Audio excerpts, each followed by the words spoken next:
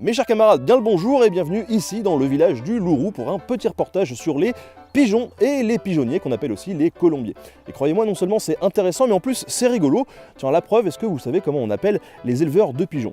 Les colombophiles, je sais pas vous, mais moi je trouve ça marrant. Bref, les pigeons sont élevés depuis l'Antiquité, mais à la base ils servaient plutôt à produire de l'engrais, de très bonne qualité. Au Moyen-Âge, on continue d'utiliser les pigeons pour ça, et d'ailleurs leur fiente était tellement précieuse qu'elle comptait pour une véritable source de revenus qu'on pouvait déclarer sur les contrats de mariage. Et quand on sait qu'un pigeon à lui tout seul, ça peut produire près de 2 à 3 kg de fiente par an, ça fait quand même beaucoup de déjections à traiter. Les pigeons, on s'en servait également pour faire passer des messages.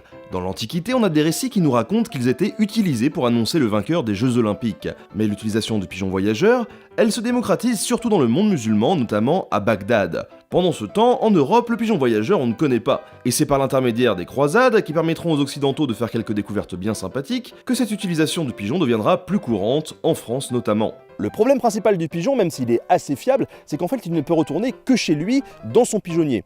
Donc du coup on avait des voyages qui se faisaient dans un seul sens. Par exemple, un pigeon pouvait être envoyé d'un champ de bataille vers son état-major, là où il était habitué à vivre. Mais il ne pouvait pas faire l'inverse. Pour communiquer entre les villes et entre plusieurs positions, on faisait donc tourner les pigeons, puisque si un pigeon élevé au point A était bougé au point B, il ne fallait pas qu'il s'habitue trop au point B sous peine de voir ce point B devenir son nouveau chez lui. Du coup le point A, on n'aura pas grand chose à faire. Un peu plus tard, on va pallier à ce problème en mettant la nourriture du pigeon à un endroit différent de là où il peut se reposer, de son chez lui. On arrive alors à lui faire des allers-retours sur des distances de près de 150 km. En tout cas, le pigeon voyageur a plutôt une belle carrière, car il sert à partir du Moyen-Âge de moyens de transport privilégiés pour faire passer des messages, y compris en temps de guerre. En 1915, à Lille, les Allemands punissaient ainsi de mort toute personne qui détenait un pigeon chez elle. Pour en finir avec l'utilisation guerrière de l'animal, sachez qu'il y a même existé des projets assez farfelus comme le Project Pigeon, qui, durant la Seconde Guerre mondiale, devait permettre de développer un missile dirigé par des pigeons. Alors la prochaine fois que vous croiserez un pigeon unijambiste, pensez-y, parce que c'est plus dangereux qu'il n'y paraît. Durant le Moyen-Âge, même si c'était également le cas avant, le pigeon sert à autre chose.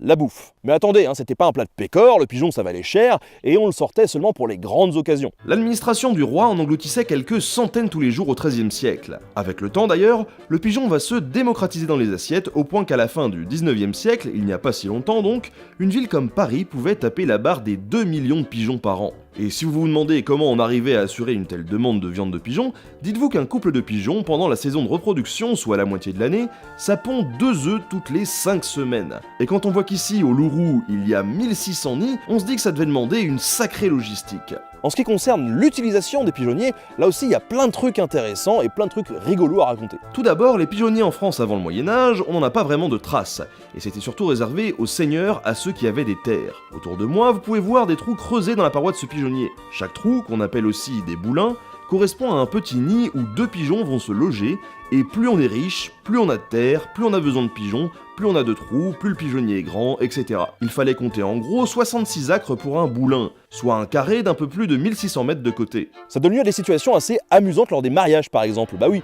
parce que quand tu négocies le mariage de ton fils ou de ta fille, il faut que tu exposes tes richesses, et quand tu montres un pigeonnier qui a beaucoup de boulins, ça veut dire que tu as beaucoup de terre et donc beaucoup de revenus. Et dans ces cas-là, rajouter quelques boulins en plus, ni vu ni connu, ça permet de se faire passer pour plus riche qu'on ne l'est vraiment. Quand tu réussis ton coup, c'est que tu l'as bien pigeonné le papa d'en face, et oui, parce que l'expression se faire pigeonner, ça vient de là. Quoi qu'il en soit, le pigeonnier c'est important d'en prendre soin et de bien le concevoir pour qu'il soit efficace dans sa tâche.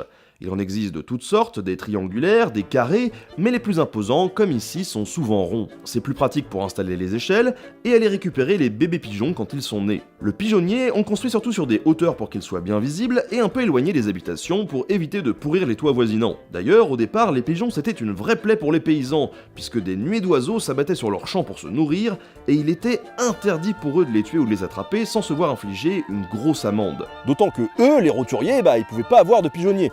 Enfin, en principe. Avec l'abolition des privilèges dans la nuit du 4 août 1789, les colombiers prennent du plomb dans l'aile, comme leurs pigeons c'est le cas de le dire, puisqu'on peut désormais les tirer lors de certaines périodes. De plus, pour protéger les récoltes, les pigeons doivent être enfermés les 2 tiers de l'année.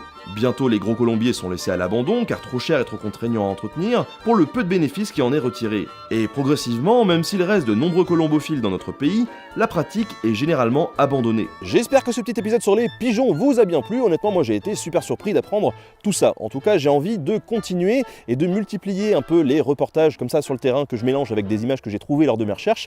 Alors si ça vous a plu, n'hésitez pas, laissez-moi un petit commentaire et puis n'oubliez pas le petit pouce et le partage. À la prochaine.